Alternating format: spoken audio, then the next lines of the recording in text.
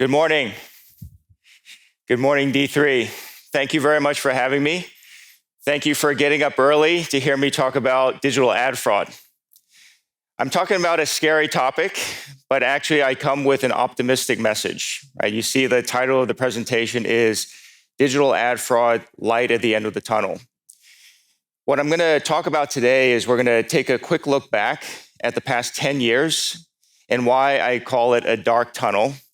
We're going to also take a look forward to see some of the things that advertisers are doing today and in the years to come to drastically improve their marketing campaigns.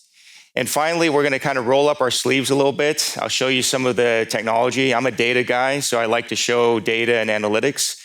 And it'll be a little bit interactive, even though I probably can't hear you, but I'll ask you to think of the answer, and then I'll reveal the answer. So basically, we're going to look at some data together. Okay. So let's start by taking a look back. In the past couple of years, some of these examples are going to come from North America, but hopefully we can learn from the things that we've seen in North America and use it in other markets. So in years past, you've been told that fraud was low, right? So if you look at some of these press releases over the last 7 years or so, you'll notice that it's like 1%, 1.6%, and the most recent number is 0.82%, right? So the industry trade associations have told us that fraud is low, keep spending money, keep increasing budgets into digital advertising. And on the one hand, that's good because obviously the human audiences are moving into digital channels and you need to reach them there. But if we don't actually know what the real fraud levels are, we're going to be over-investing in some channels. And unfortunately, some of our ads are going to be shown to bots and other forms of fraud. Right. So in this case, I think most people now realize that fraud is probably more than the 1% that they've seen in press releases. So the real question is, why are we seeing such low numbers, or why have we seen such low numbers? So the trade associations tend to cite the numbers from the legacy fraud verification companies, and there's actually two problems here.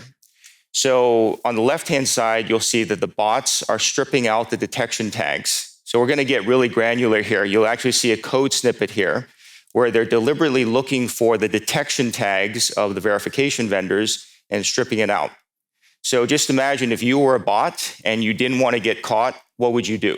You would try to avoid getting detected or avoid detection altogether. So you would block the detection tags. On top of that, we're all aware of ad blocking, right? So humans do block ads. And some of those ad blockers are also blocking the detection tags. So you're familiar with the easy list, right? So a lot of these ad blockers use a list of domains. And on the easy list, we see some of these domains of the fraud verification vendors. So in that case, they also have their detection tags blocked. So part of that is going to help explain why the amount of data that they get, like if the bot is blocking their tag, they have no data with which to catch that as a bot or mark it as IVT. Okay. The reason this is a problem is that the legacy vendors have been reporting very low fraud, typically in the 1% range. So on the left-hand side is just an example of a report where we're seeing about 1-something% across the board, across all types of ads and things like that. On the right-hand side, we'll actually see another report that says most of the impressions are 0% fraud, right? 0% fraud rate. I'm going to kind of draw your eye to the first row on the right-hand side, and that's to really contrast the two columns. One is called monitored ads, and the second is called measured impressions. Anyone familiar with the difference? Right, basically monitored ads is like the total count of the impressions, so based on the media plan. And then measured impressions is the number of impressions that were actually measured with a JavaScript tag. Right, so using some technology terms, you need to have JavaScript to actually detect what's going on. Right, you can't just count the ads with a static pixel, a .gif pixel. So if you contrast those two columns, right, the monitored ads in the first row is 781 million impressions. So that's almost 800 million impressions. This is about a month's worth of data. In the column next to it, you'll see that there's about 78 million or 83 million impressions measured with a JavaScript tag. So roughly, that's like 80 million out of 800 million were actually measured with a JavaScript tag. So that's about 10% measurement. But if you look across that row, you'll see that they're still marking it as 100% fraud-free. So my question is, how can they mark it as fraud-free if they didn't actually measure it with a JavaScript tag? So one of the key questions you should ask your verification vendor is what percentage of the ads they actually measured with a JavaScript tag, because that's the only way you can get enough information to detect the bots and detect the fraud. Now, on top of just bot traffic, right, we've very much been focused on IVT, invalid traffic. There's many other forms of fraud that may not be caught, right? So on the left-hand side, if we're focused on just IVT, we might indeed catch that 1%. But there's other forms of fraud like ad stacking, pixel stuffing, ad slot refreshing or refreshing of the page. And maybe you've heard of MFA sites recently. So there's many other forms of fraud that could be many times larger than just the bot traffic. And let me kind of describe the last 10 years, right? So about 10 years ago, when the majority of the ads were shown on websites, then bot traffic or fake visitors going to those websites would be the primary kind of fraud. But since then, we've moved into mobile apps, mobile web, and things like that. And technically, if the flashlight app is loading ads in the background and committing fraud that way, it's technically not bot traffic going to a website. So if the verification vendors are not actively looking for all these other kinds of fraud, they're going to be severely underreporting the total amount of fraud. So keep that in the back of your mind, because I think you all have a gut feeling that there's probably more fraud than the 1% that you see constantly in these reports. And some of it might come from just looking at your own Google Analytics. So for the advertisers in the room, when you see the clicks coming from various digital channels, you might see in your own Google Analytics 90 to 99% bounce rates, right? So the click came to your site and they left right away. Or you might see like 1 second time on site or 1 page per session. So your gut feeling, your intuition tells you, okay, something is wrong with that, right? These are not necessarily high quality visitors because they're not really spending any time on the site. So Google Analytics is not designed for talking about fraud and bots and things like that. But again, if you take a look at some of the data that I've seen over the years, here's 15 campaigns, right? So there's 15 donut charts on this slide. And you can see the majority of the clicks that we see from UTM source equals programmatic are orange and red. So you can surmise both of those colors means bots and the dark blue means humans. Okay, so if you kind of squint, you can see that between 1 and 4% are dark blue. So these are 1 to 4% of the clicks are actually coming from humans. And the vast majority of the clicks coming from programmatic are bots. But if you didn't have this kind of analytics and you just looked at the counts, you would say, oh, wow, we got a lot of clicks from programmatic, so it must be working, right? So I think some of those data, right, some of the kinds of data like clicks or click-through rates might actually be misleading the advertisers into thinking those campaigns are working. So with better data, we can actually have more transparency and you can better optimize your campaigns. So what makes me optimistic and what makes me hopeful in the last couple of years is that we finally now have the trade associations calling for more transparency, right? You're probably aware that there's been 5 of these industry-wide studies conducted by the trade bodies to say, you know, the supply chain transparency is necessary, right? We need more transparency. And then some of the recent recommendations are to get log-level data. So that's a good idea, but let me tell you about the challenges that I've seen. So for most advertisers, the log-level data is so vast, it's actually very unwieldy. I can't even handle that kind of data, right? There's just so much data. And the other important topics to keep in mind is that the log-level data is also self-reported, right? So when you buy from DV360 and you get the placement reports, that's one level of detail. If you get the log-level data, that's far more detail, but it still comes from Google. It still comes from the platform. One of the main issues is that the log-level data contains errors. So let me kind of illustrate 2 examples. If, for example, you had Breitbart.com in the block list, right, and Breitbart kind of knows that they are in a lot of advertisers' block lists, how do you think they get around those blocks? Right? They would basically lie about the domain in the bid request. They would simply put someone else's domain in the bid request to get around those blocks. So when you have the pre-bid filtering, it won't see the domain breitbart.com, or it won't see any other domain that's in the block list. So it'll let that through, right? So in that case, what gets recorded in the placement reports and what gets recorded in the log level data is the other site, other domain that was put into the bid request. So that's what I call declared data. Anything that's declared can be easily falsified by the bad guys. So if one site is doing that to get around the blocks, you can imagine that every fraudulent website, every fraudulent app is also doing that because they want to get around the blocks, right? So in this case, I mean, you've heard of the term spoofing, and there are techniques to try to detect that and prevent that.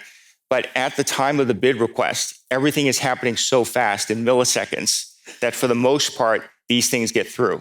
And basically, they're relying on the advertiser or your platform to do your homework after the fact to see where the ads went and try to reconcile that and maybe get a refund.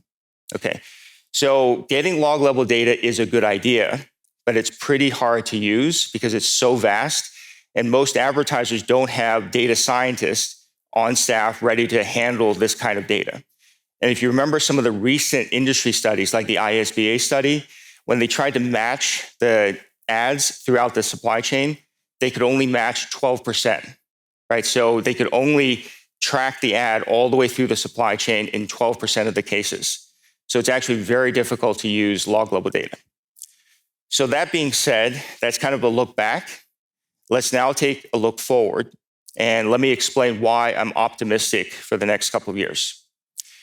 So some of the advertisers that have deployed new analytics will start to have this kind of data. So you can surmise that red means bots, blue means humans. So there's two examples on this slide that I want to show you.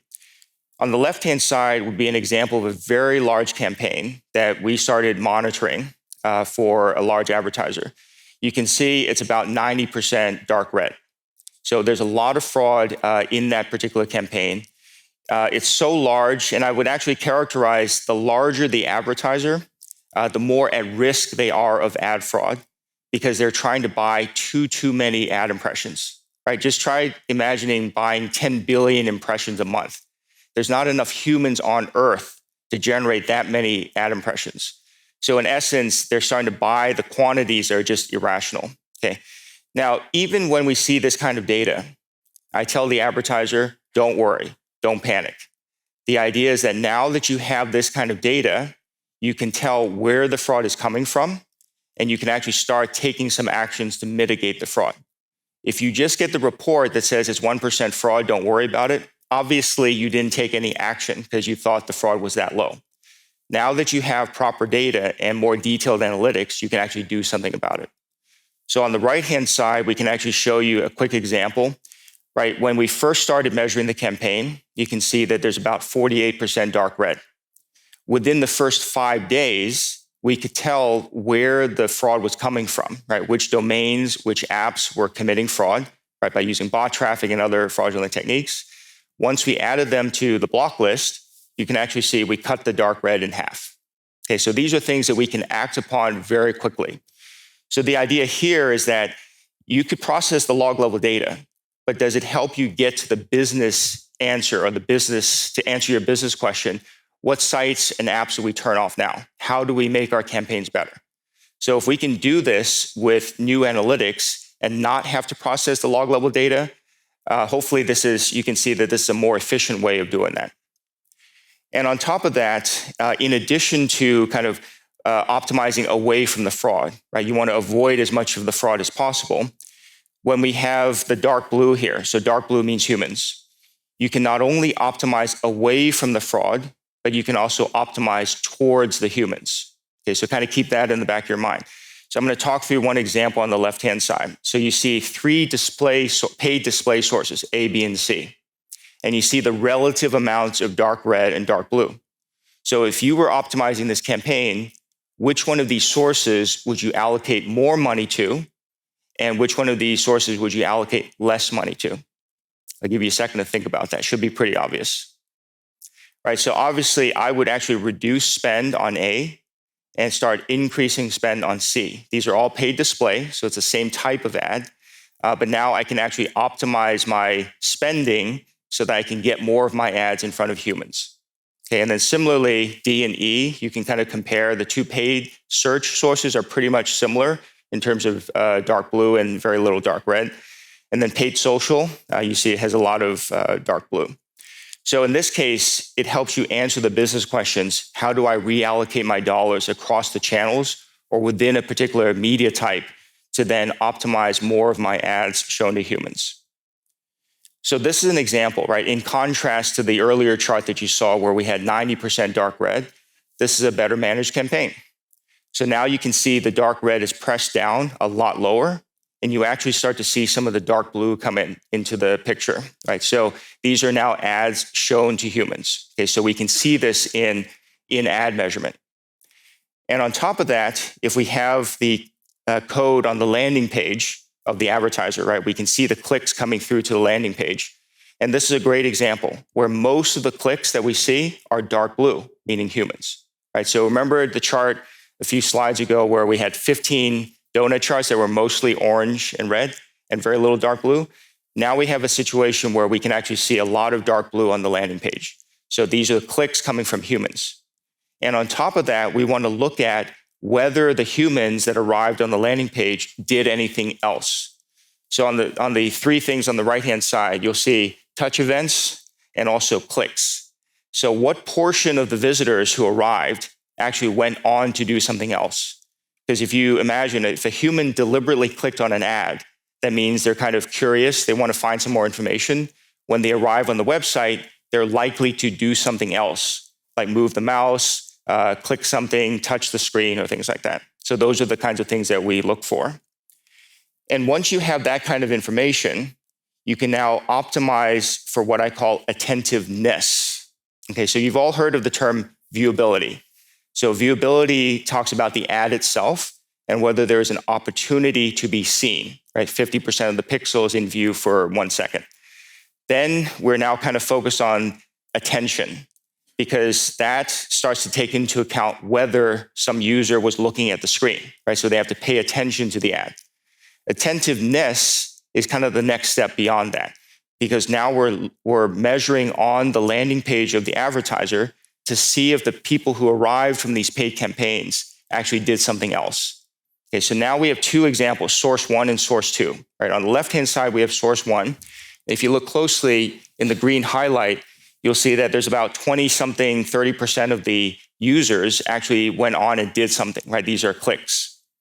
On the right-hand side, you'll see in the yellow highlight, 70 to 80% of the users that arrived from source two actually went on and did something on the site.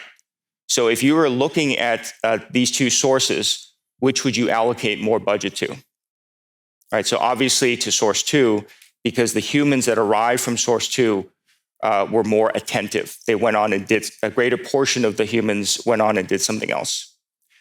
So once we can understand the attentiveness of the humans that arrive on the site, we can now look at the next step beyond that, which is what I'm going to call rate of outcomes.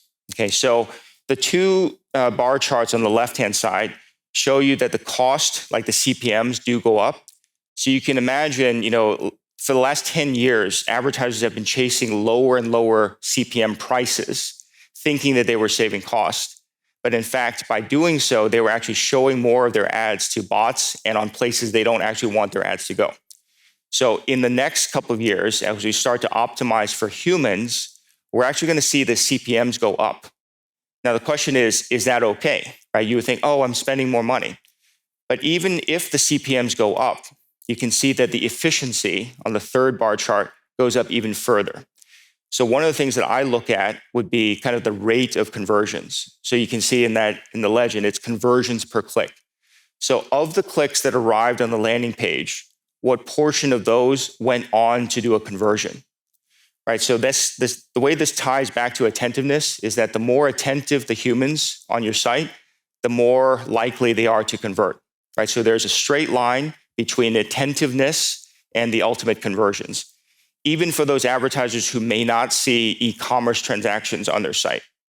Okay, so this is why I'm hopeful. I feel like more advertisers in the last 2 years are being a lot more aggressive, are asking a lot harder questions to say, we really want to understand why something is good or why something is not good.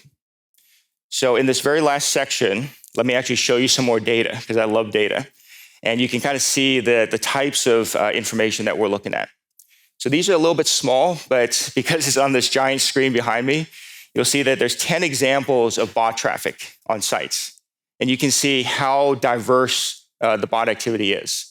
Right? So looking at chart A, you can see that the bots come in very short bursts. So you can see those red spikes are very, very tall. And then in example F, you'll see that there's a large amount of bots coming to the site, right? Orange and red. Orange means declared bots, red means bad bots. So when you have a smaller website, even a small amount of bot traffic could represent 80 to 90% of the traffic you're seeing, right? So if you look across all 10 examples, it's just to show you that there's many, many different patterns, bot patterns that you can see. And on the right-hand side, I basically invited bad guys to DDoS my site, right? So this is taken from fouanalytics.com. You can see on the right-hand side, 2 huge spikes of traffic, right? So you can see the green bars. Those are like 10 times higher than the normal traffic. And then you can see that we marked all of those as dark red. Okay, so we can basically see the bots coming to the site, and with supporting data, we can try to figure out their purpose and what they're trying to do on the site. So for the next couple of slides, it's going to be kind of roll up your sleeves a little bit. I'm going to show you some data, and I'm going to ask you to pick out which are the bot clicks. Okay, so let me give you some context. First, we're going to look at 3 screenshots or screen resolutions. You'll notice 1920 by 1080, that's like a desktop monitor. You'll see 1440 by 900 and 1366 by 768. Those are laptop screens. And the little dots that you see are clicks, click locations, pixels that people clicked on the site. You'll notice that most of these dots are kind of spread out across the page, but you'll also notice that there's clusters of clicks because humans typically have to click on links, site navigation, a search box, or things like that. Okay, so there's some natural clustering. In this next 3 examples, these are mobile screen resolutions, right? You'll notice they're vertical, and you can see the same thing. Most of the dots are spread out across the screen, and some of them are clustered around places where people normally click. Okay, so given these 2 examples as background, on this chart, can you tell which chart shows bot clicks versus human clicks? So I'm going to give you 10 seconds to think about it, and then I'll reveal. So this is kind of honor system. You'll know if you got the answer right afterwards yourself. Okay, everyone have the answer? It's basically the one in red. So what you'll notice are these much larger circles. And the way we show that in the charts is when there's repeated clicks on the exact same pixel location, then we make the circle larger. So basically, you can't get a whole bunch of humans to click on the exact same pixel on screen, right? But where a bot maker can just say, click on this XY coordinate, and then you'll see the repeated clicks. So in this case, I just want to show you this visual, right? So people will ask me, oh, how do you know your detection is correct? Here's some examples of where we can actually have visual data to understand why something was marked as a bot click versus a human click. So in this case, it's really just an example where if I can't explain it to you in a way that you can understand why I marked something as a bot, then I haven't done my job, right? We have to let the data be the evidence, right? The data has to tell the story. So in addition to on-site measurement, we can do the same thing in ad. Okay, so if you look at these 4 examples, these are all 300 by 250 ad units. And each of the green dots is a click. So can you tell what these users are trying to do? I'll give you a second to think about it. You see where all the green clicks are? Right, so in this case, the users were trying to close the ad, right? They're trying to click that X on the upper right-hand corner, or maybe the little ad choices triangle. So they were trying to close the ad and not click the ad. So should these clicks be counted as clicks in your campaign? Probably not, right? So people think about fat thumb, accidental clicks, and things like that. Here's the evidence where these are people that are trying to close the ad, not actually click it. Okay, so to provide a contrasting example, if you look at these 5 300 by 250 ads, right, you see the yellow outline. You see all of these clicks are spread out across the face of the ad. So in this case, the users were trying to click the ad itself. And on top of that, even that's not good enough, right? We need other supporting data so we can understand what they clicked on. So if you look at the data below, you can see the exact thing they clicked on. So it's basically adclick.g.doubleclick.net. That's the click tracker for a campaign run in DV360. So using this kind of evidence, we can say, okay, these are the clicks that we should actually count in our campaign. It's not just bot or not, it's whether these clicks are actually valid and should be counted. So this way, you actually correct the accuracy of your data so that you can make sure you're interpreting the analytics correctly. Okay, so again, we can see that most of these clicks are dark blue or blue color, light and dark. And we can also see some of the publishers from which these clicks came. All right, so a lot of the human clicks are coming from publishers that you've heard of, not some sites that you've never heard of or mobile apps that no one has ever heard of. Okay, so in addition to just looking at bot or not, when we look at the attentiveness on the site, here's just more examples of data, right? So on the left-hand side, you see mouse moves. On the right-hand side, you see clicks. If you look closely at the ratios, there's actually got to be more mouse moves than clicks, because for humans, they actually have to move the mouse to the thing before they click it. Okay, so these are, again, ways we can internally corroborate that the data makes sense. Okay, so finally, once we have this kind of data, we can now start to look at optimizing budgets across digital channels. Right, so a lot of people talk about media mix. So if we have this kind of data, right, you can not only look at the fraud levels, meaning the dark red, you can also look at the blue. And now with something like this, you can actually start reallocating budgets across different channels. So I'm also collaborating with Fraud Zero here in Germany, and they published a report. So be sure to ask them for that report later. They also see data on e-commerce websites, right? Because they're serving a lot of e-commerce websites. If you look closely, we can see the bot percentage of clicks that come from different sources. Right, so these range quite a bit, right? But we actually see about 29%, 20 to 30% of the clicks coming from various paid sources to be bots. So this is measurement on site. So in addition, we can then measure in ad and see where the ads are going and whether those ads are being loaded by bots or other forms of fraud. So let me just do a quick recap in the final seconds. Where we're coming from would be, we've been spending many years trying to reduce the bots and fraud, right? We're trying to optimize away from the fraud. But we were somewhat limited by the tools that we had that told us that there was only 1% fraud. So going forward, in addition to optimizing away from the dark red, if we can optimize towards the humans, that's going to allow us a new way of optimizing our campaigns. The second point is we've tried to increase viewability and increase attention. Those are great. You should keep doing that. But now there's also a way to look at the attentiveness of the humans that arrived on your website, right? So that's a way we can go forward. And then finally, instead of just increasing clicks or performance, because we now realize that bots can also fake the clicks, we now can look at rate of outcomes, right? So the number of conversions per click that came to the website. So in this very brief presentation, hopefully I've shown you some evidence. I've shown you some case examples of what we see in the data. And hopefully I've explained to you why I'm optimistic for the next couple of years of digital advertising. And hopefully you too will see the light at the end of the tunnel. Thank you very much.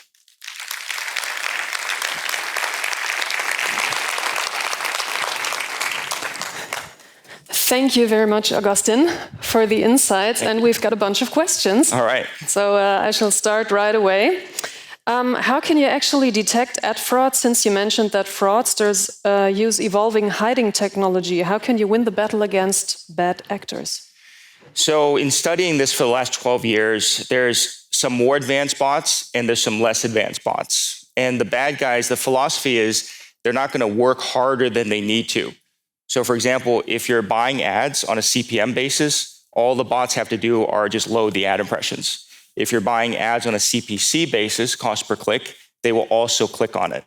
So basically, the bad guys will use bots that are as cheap as possible to commit the fraud. Only in rare circumstances where they will need some very advanced bots that are faking the mouse movements and things like that. So I think you really have to look at the business case and then understand what kinds of bots you're facing. So you can still detect them and make optimizations. Okay, sounds good. Because there was a comment coming in from someone writing, I just hope that fraudsters are not sitting in this audience to use new masking methods in the future. Yeah, so basically the key point here is that I want to show you all the data so you can actually understand. I know the bad guys are reading my stuff as well, but some of these things, there's still ways that we can detect them that I haven't revealed yet. So it's really, if you're just detecting the bots, it's an arms race. But I think some people will realize that if we move from block list to inclusion list, that's a much better way forward. And if we start optimizing towards humans, that's also something that the bots are not able to do. So I think it's a never-ending war, right? It's basically an arms race if we try to defeat the bots. But I think there's better ways forward where we don't have to do that. Okay, so talking of inclusion lists, there was a question about this. Is using an inclusion list a better solution versus a block list can be spoofed? Yeah, so I think using an inclusion list is always better because there's simply too many bad guys, right? You can't have a block list that has 1 million rows in it because most DSPs can only read 10,000 rows, right? So your block list can't be larger than that. And over the years, we've seen so many bad guys, your block list will be enormous. So if you move to an inclusion list, it's going to be much, much more efficient. Now, just keep in mind that some of the publishers that you put in your inclusion list, if they're also cheating by buying some traffic or doing some other things like ad slot refreshing, you're still going to get exposed to that. So an inclusion list is just a step or an ingredient. It's not the ultimate solution, right? But it's definitely better than using a block list approach. Okay. Dominic writes, thank you for the awesome and shocking insights. Why should publishers besides advertisers also be interested to use ad fraud technology on their platforms? Yeah, so publishers are starting to really use the charts, right? You remember all the blue, right? So some of the charts have a lot of dark blue in it. So when a good publisher who's not buying traffic, when they show that kind of data to the advertisers, they can now say, why don't you optimize for humans? Because I think ultimately the advertisers need to show their ads to humans for it to have any effect, right? If half of your ads are shown to bots, it's not going to produce any business outcomes. So good publishers can actually use the tech on their site to show the advertisers, look, you're getting a much bigger human audience than all the stuff you're buying on programmatic channels. So I think that's a way for the good publishers to differentiate themselves from everything else that the advertiser's buying. Okay. There's another question. How do you measure your data? So the platform is based on a JavaScript tag. So we collect JavaScript parameters from the browser. It's all anonymous. So because we're here in Germany, I'm going to talk about GDPR. We don't collect IP address. We don't collect user agent. And then everything else, there's no PII, right? It's all just browser parameters like the screen resolution, plugins and things like that. So with those JavaScript parameters, we're looking for discrepancies and other red flags. And when we see enough of those, then we mark it as dark red. And then similarly, we have blue flags where we use it to mark as humans. And typically, those have to do with interaction events, right? So when you look at the attentiveness charts, you can see that humans are moving the mouse around, scrolling, clicking, and things like that. So that's how we, there's a lot longer discussion after that, or how we detect it. But this is the stuff that I've been researching for the last 12 years. So I can kind of get into all the details you want afterwards. Okay, great. Will you be here the entire day? Yes, I'll be here the entire day. Look me up, say hi, and ask some more questions. Great. So there's one last very interesting question. How do the bad guys monetize? So the bad guys are, so you think, are there, Russian hackers or other hackers? There's an arbitrage opportunity. So say, for example, you have a small website and there's not enough traffic to generate ad impressions, right? You make more money when there's more page views and ad impressions. There's a tremendous temptation for those people to go out and buy some traffic. Because if you just Google buy traffic for my website, just like buy more views for my YouTube videos, there's plenty of resellers happy to sell you the traffic. So it becomes a very simple arbitrage game, right? So if you're buying the traffic for say $1 CPMs, and you're selling the ads for $5 CPMs, you've pocketed $4 of pure profit. So that's been the game for the last 10 years, because now when we buy ads through programmatic, we don't actually talk to the end publisher, right? 10 years ago, 15 years ago, when advertisers bought ads directly from New York Times, they sat across the table with a good publisher. But now that they're allocating their dollars to an exchange, you now have hundreds of thousands of sites you've never talked to before. So that created the loophole for fraud to increase in the last 10 years. So that's what I meant by the dark tunnel that we've been in for 10 years.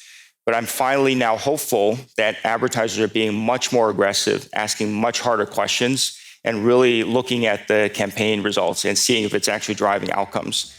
So I think with that going forward, I'm very optimistic for the future of digital. Okay, that's a great statement for the end of your talk. Thank you very much. We can all be optimistic. Thank you very much for your insights and for your presentation. Ladies and gentlemen, Dr. Augustine Fou. Thank you. Thank you.